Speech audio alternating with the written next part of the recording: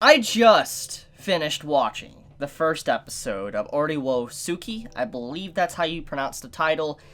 And I'm rather impressed. I really am. Because even though the twist was spoiled for me, like, because I read the, synopsis of the series, I gotta say, this was a really good first episode. So, what is Oresuki about? Well, if you are someone that likes, let's say, harems, romance, comedy, slice of life, and even yanderes, then this probably is the series for you. Now, I know, soon as I say harem, it might turn many away from the story. And I am also in that kind of category. Usually when I think of a harem story, I'm usually turned away from it because most of the time there's really not going to be much development, there's nothing really going on, it's the same old, same old. I've just seen it so much, and I'm not saying that all harems are bad, but most of the time they can be just a typical cash grab. And so, obviously, I was a little bit skeptical about this story, Oresuki, because it has that type of tag. Now, coming from someone that doesn't typically like this genre, I really enjoyed this first episode. It was a really good first episode. Art style, animation, voice acting, twists and turns, even stuff that I kind of expected. It was a really good first episode. So before I get into kind of what the full episode's about, if you like this type of genre, then I do recommend it. Go and check out the first episode. Now with that out of the way, let's talk about the first episode.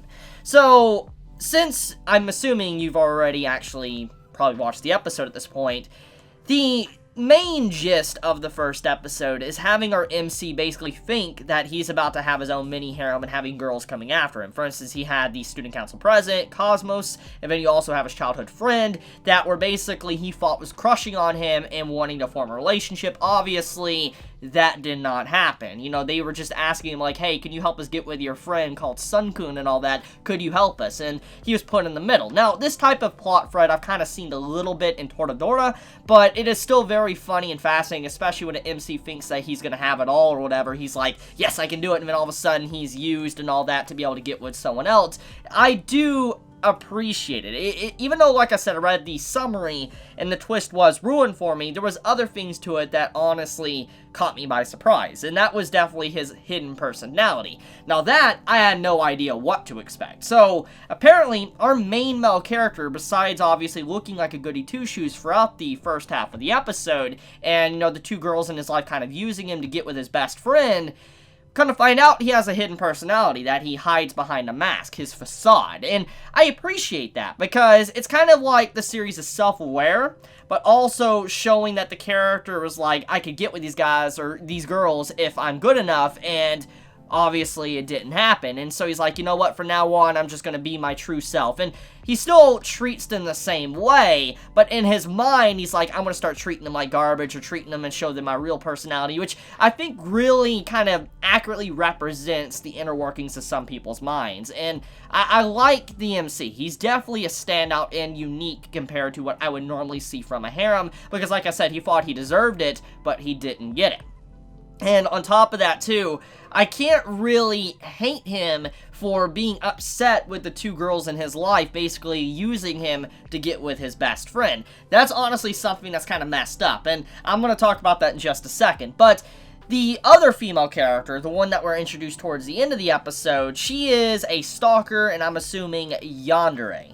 And automatically I like her. I like her blunt and honest personality, she's quirky, and I do think that she's probably, there's a lot more going on behind the scenes than her just aka being a stalker. Most likely, there is a reason why she loves him to such an extent, and probably because he changed her life, I guess, without him being aware of it, and she fell in love with him. And we didn't, from what I can remember, we didn't really get the full-on reason, so I am curious to see why she's truly in love with him, but we'll find out in due time, because she's obviously been stalking him for a very long time to be aware of his hidden personality that even his childhood friend has no idea about. Which, by the way, let's get into the childhood friend and then the student council president and how they use the MC. So basically, you have a typical plot going on throughout the first half. You have it to where the student council president's like, hey, can we meet up tomorrow on the weekend, and can we, have a chill day. Obviously, from the MC's perspective, he thinks it's a date, which, by the way, I'm very happy that the MC isn't, like, dense. He isn't so dense to the fact that he doesn't know what a date is. He went on the date, he was willing to do it, and this, like I said, was before we found out his hidden personality. And I'm like, well, this is some really good stuff to see. And so, he obviously has the full intention that, you know, he's going on a date with this girl that, you know, he's in the student council with, and this is the student council president. She's a beautiful girl. So, as he goes on this date, you know, she's doing everything that kind of what a date would be like, and as it continues going on, eventually they sit down, and she's like, I'm actually in love with your best friend. Could you help me set up, get in a relationship, set me up with him? And I'm just like, I'm shocked. He's shocked. And I'm like, are you serious right now? And obviously, she starts to show emotion. She gets sad and starts to cry, using, like, emotion to manipulate him. And he's like, sure, I'll help you out. And even though, like I said, he has a hidden personality, I don't think he's necessarily a bad guy. He may have some wicked thoughts, but I don't think deep down he is a bad guy, because actions speak louder than words, or actions speak louder than thoughts inside of your head, and I think that's kind of what that proved there, is he is a decent guy.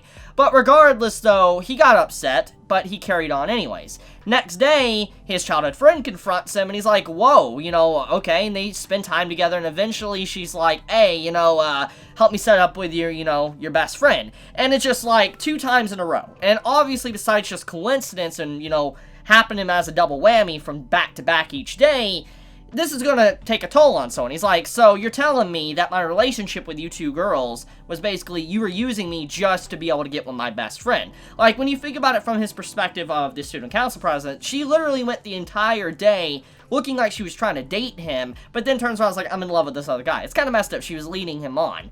Then you also have the situation with the childhood friend, and now she's just so lovey-dovey all over him, and then she's just like, hey, you know, help me set up with your best friend. And it's just like, what? The way she acts and all that, it's just like they were using him the entire time. And it's kind of messed up, really. It's a really messed up dynamic, and I understand his frustration. But, like I said, his wicked thoughts are another thing. I'm not going to get into that, but, yeah.